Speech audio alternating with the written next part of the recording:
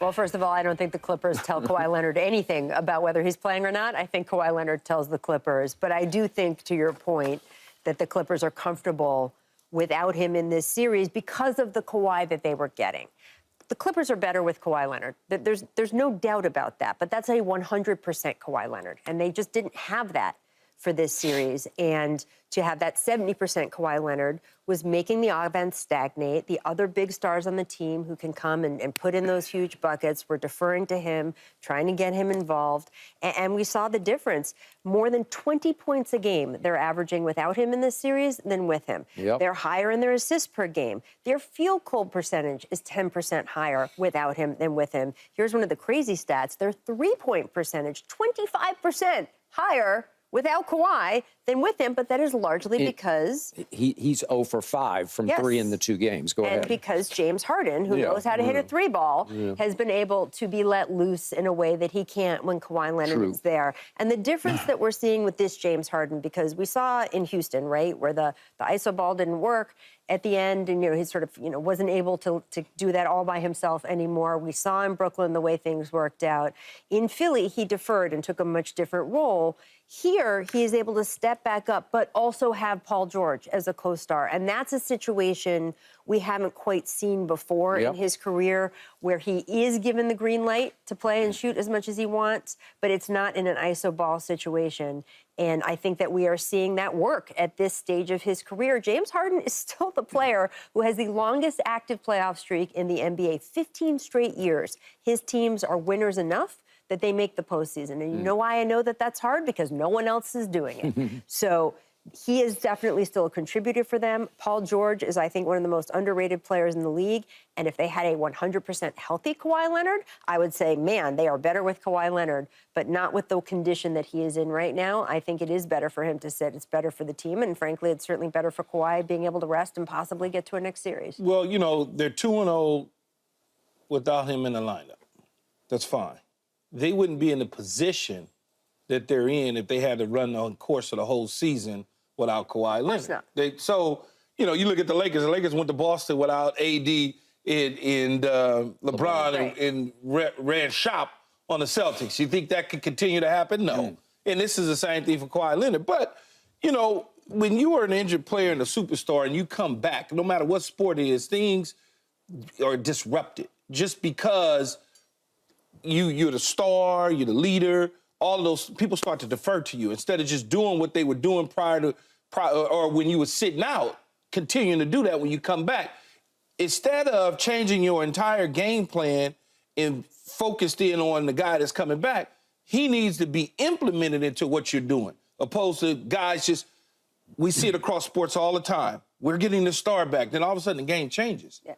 It just changes to the point where you look up and you say, well, they're a better team without him, which is not true at all, no stretch of the imagination. He's hurt. So the best thing for them to do right now is have him on the sideline, chilling, becoming an extra coach until such due time that he can get healthy to be able to help them get past whatever it is. Because I think they're good enough. You know how I feel about the Mavs. I understand y'all love Luka and Kyrie, and I like them too. But I think they're good enough to get past them. They just are. I mean, if you look at when he played and they lost those games, opposed to when, like you just read off the statistics, Rachel, when he's on the court and when he's off the court, they're 2 different teams against the Mavs. So that tells you right there, they're good enough to close this thing out without him being on the court, Skip. I thought you were going to say it's better to have Kawhi on the bench, and you said CH, and I thought you were going to say cheering, and you said chilling, because Kawhi doesn't cheer, he doesn't do anything on the bench, he just stone faces. Well, according to Ty Lue, he is participating a lot in practice as a coach, so to speak. So in the games, he could talk to everybody when they come off and let them know, hey, this is what I'm seeing. So he is participating instead of just sitting there chilling. He is high basketball IQ. Yes.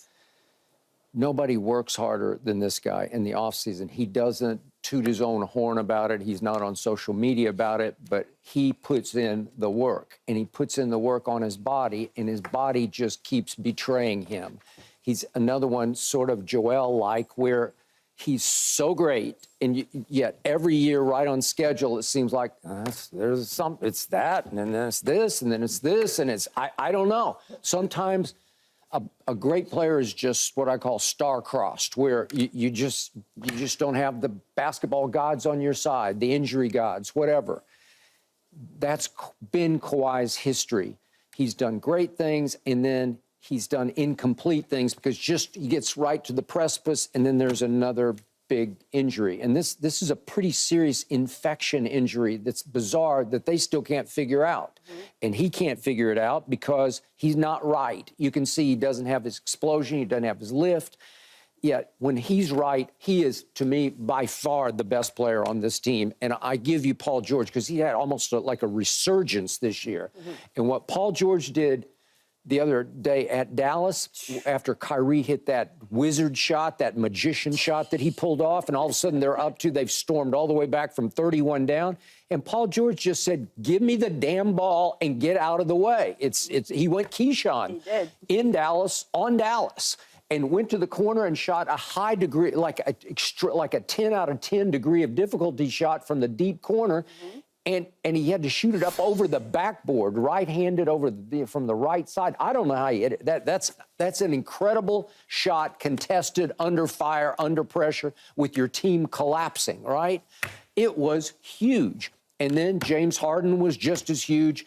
They said that Ty Lue was screaming at him, go to the floater, because they couldn't stop the floater, and he made 6 shots, as we know, in the fourth quarter. In fact, let's see him real quick. I like to see what James was doing, because this is a lot about Luka here, because Luka couldn't guard him, because Luka's got a knee injury of his own that he's dealing with. Well, he Luka does. has a knee injury, so he can't guard him. Yeah, well, can you see? This looks like he's unguarded. Look at that. Did you see that? Luka. How about he just doesn't want to play defense? Okay. Well, they said he's got a sprained knee, and I do believe he has been playing defense. Oh, God, stop, Rachel. Y'all crazy with that. All of a sudden, their defense is just so great. You know, you hear sprained knee and you don't think it's a big deal. How many quarterbacks in your game have had a sprained knee and been out 4 to 6 weeks? Because I've been through it a bunch of times. Sprained knees hurt. Yeah. They hurt. Well, once you get it sprained, it's just hard to unsprain it. Yeah, that may be true, but don't tell me all of a sudden his knee is stopping him from playing defense. I ain't never seen him play D. I have, especially the second half of this year. Then did you just not watch Mavericks games? I haven't seen him play D. He doesn't like him, so he doesn't watch him. So, okay, all right. So he can say he's never seen him play defense because he doesn't watch the game. Skips, that's not true. It's not that I don't like him. I like him. I just don't like all the hype. That's all. I just don't like all the hype. That's all. He didn't deserve it until this year, but he has dramatically improved in every category. Okay. Free throws, three-point shots, and defensively, his individual defensive win shares have shot way up. Down the stretch, the last, 20-odd games, they were a good defensive team, thanks to the moves that they made at the trade deadline. Yeah. Okay. Well, we'll see if they're a good defense tonight. Okay, and guess what? At Clippers, they're a 3-point favorite tonight. Okay. Why is that? Well, it's because of Luka and Kyrie and their defensive team. The last time they was here, they beat the Clips the last time they were in the building. With Kawhi in the lineup. Yeah, with Kawhi in the lineup. All right, so now back to the Clippers. Right. Again, I'm just going basketball fan, eye test. Mm-hmm. They do degenerate into your turn, my turn, your turn. And it's like a three-way. It's solo ball, me ball. It's hot hand is what it is. But it's like you can just see them look at each other like, do you want to go now, or can I go? Are you okay if I go? And then to your point, and then they're trying to get Kawhi back in the flow, and they just well, you go, and he goes iso ball, and he can't lift right now, and so I'm not saying he's a liability, but he's not as good as Paul or as an option or James right now. Well, that's why they had 2 games to look at it, and they're sitting him down right now. Well, no, but to Rachel's point, he just does what he wants to do. Well, I think, look, I'm not going to sit there and say that he doesn't have some decisions. I mean, he doesn't have influence on the decisions on whether he should play or not. Mm-hmm. But Ty Lue is strong enough to say, you're not good right now. You're killing us. You're not helping us. Yeah, and for him to take a step back and look at it and go, yeah, I am hurting us, and take a seat. I mean, all superstar players are going to tell you when they want to play. It's just the reality of it. But I think Ty Law is strong enough to know, or for him to be able to go over there and say, not today. I think Ty is 100% strong enough. I just think he's kind of washed his hands of dealing with Kawhi and his health issues. Not dealing with Kawhi. He and Kawhi have a great relationship. But just the health issues factor. There's a reason Lawrence Frank has been the one giving all the Kawhi health updates. He does. Ty. Now it's Lawrence Frank. I think Ty has just been like, my focus is coaching the team. When Kawhi is on the court, love him, great relationship with him as a player. When he's got health issues, that's your department, front office. I just think he's kind of said, I've got to focus on what I can focus on. Look, the thing that's so exciting about this series is that on both teams, the stars have to play incredibly well to beat each other. If Luka and Kyrie are on one and having a great night, Mavericks are going to win. If James Harden and Paul George are on one and having a great night, the Clippers are going to win. If even one of those parts of either equation is off, the other team is going to win. That's cool. That's great if you're a fan. You get to see the stars really come out and have to put their money where their mouth is and just actually go get it done, because anything less than that is not going to beat the other guys. You got to be more sold on Luka, because if his knee is okay, he's going to take this series over. Yeah, I'm not sold. Yeah, I just, I want to see it. You've been seeing it. He's been exceptional since he got in the league. He's been exceptional. He's in probably MVP come conversation. In second in MVP this year. MVP conversation. There's no question about it. I just want to see it. That's all. I want to see you finish the deal. Okay, and if that happens, then it's a different conversation. If that happens, it's going to be Luka is going to go on, and that team will likely be favored in their next matchup, and there will be a huge mountain of questions for the Clippers and Paul George. I get that. And Paul George can come on. He can stay in the building. Paul George did not sign an extension. Yeah. Paul George is going to be a highly coveted free agent. He can stay in the building, Rachel. Well, he don't have to go to Inglewood. He could just stay right in the building. They would have to, the amount of trading and things that would have to go on to make the salary room for Paul George and the Lakers help us either, is not something I foresee. If LeBron gets the money that we expect him to get, then I don't know how they would make room for a Paul George. But I will say this, Philadelphia will be on his doorstep with all the money, and Orlando will be right there next to them. And the Clippers, who didn't want to give him the max, didn't give Kawhi the max, are going to have to make a decision.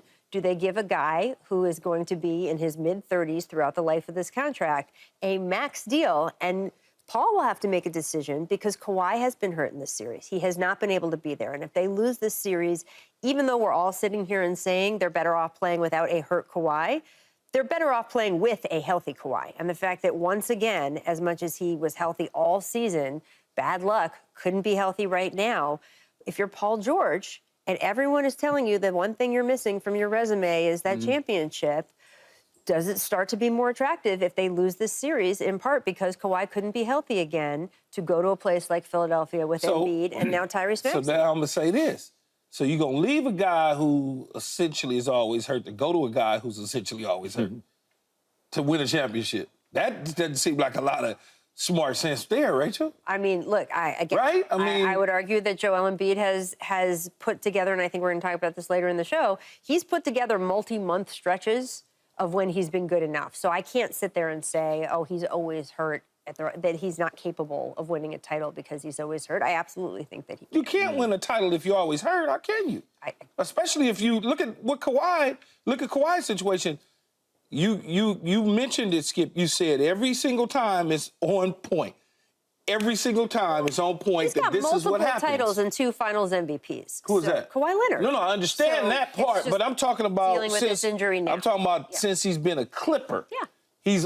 It seems like when it comes down to this time of year, it's something that is always hobbling him. Same thing with Joel Embiid is all I'm saying. So for Paul George, if I'm Paul George, I'm looking and I'm saying to myself, I'm going to get in the same situation again in the month of April if we make it to the playoffs. Because my big guy might not be here. I just think it's an interesting, as you watch this game tonight. No, I agree. It is one thing to keep in mind that the stakes the Clippers are playing for are not just do they win this playoff series. That one way or another, this will influence the decision-making that happens in the summer. Even if Paul stays, the amount of money that he makes, the amount of money to get other guys, a lot hangs on this for LA. I wonder how we can figure out how to keep him in the building. sharpen my pencil real quick. Well, they're not going to be in the building I was pretty going to soon. say. No, but I'm keeping him in the building. Right. They can go on Getting rid of the Inglewood. Clippers. Well, they can go back to where we originated from. And by the way, we talked about how LeBron doesn't want to leave Los Angeles, California. Yes. I don't think Paul does either. He's from Palmdale, as you know, and they've got the 3 guys from Southern California, and they're moving into a Taj Mahal of an arena. Yeah. So there's some attraction Actually, there. we got 4 guys from SoCal. Even though Kawhi's from San Diego, Yeah, but well, Southern we yeah. call that Southern California. No, and another factor to just keep in mind with all of that, to your point, is not only is his whole family here and his kids get to play with the cousins and everything, Paul George's parents, who are incredibly lovely people, they're courtside very often. His mother had a stroke a few years ago, and being near her and being able to she can't travel for his games in the way normally parents could. And I think being able to have her and play in front of her is important to him. So all that's a factor. But if they lose, that will be a factor, too. All right, one last point. To your point about Ty Lue and how strong he is, could even stand up to Kawhi, though you have to tiptoe with Kawhi. But what he has pulled off with Russell Westbrook this year is miraculous to me. Communication, Skip. I know. It's deep communication. That's all It's it is. respect. That's all it is. But nobody could reach Russ like he has reached Russ and talked him into a role that he plays at the highest level, but it still is shocking to me that a slam dunk first ballot Hall of Famer has readily agreed to come in with the shock troops and just light it up for about 15 minutes a game. It's just hard to believe. It's simple. It's called communication. Yeah. If you communicating with me a certain way and I believe you and I trust you, Yeah. you ain't playing little sloppy games and trying to embarrass me or make me the scapegoat and all those sort of things, we ain't got no issue. I don't care how many Hall of Fame ballots I'm on. We have no issue. The moment you start playing games with me, we'll have issue. And that's why Ty Lue is the most well-rounded coach in the NBA. is. You've got a guy like Eric Spoelstra, X and O's, incredible, and who definitely relates to his players well. Yeah. But Ty Lue has all the X's and O's, relates to his guys. You've got a guy like Doc Rivers, who relates to his guys really well, but doesn't have the X's and O's so often. You've got Ty Lue, who is able to do both, and get you a coach who can do you both, because, man, He should actually be our coach, but whatever. He could have been your had the coach. chance. Yep, you had your Had shot. the chance. By the Who we way, hire instead? Like Luke Walton or something? I don't even Didn't remember. want to spend the money. Frank Vogel. Well, we got a championship out of You it. got him a Bubba Litch's championship, Mickey Mouse championship, but A that's a whole legit other story. championship. Yeah, so you say. Thanks for watching, Undisputed fans. Do you want more highlights from the show? Make sure to click that subscribe button for all the exclusive content from Undisputed.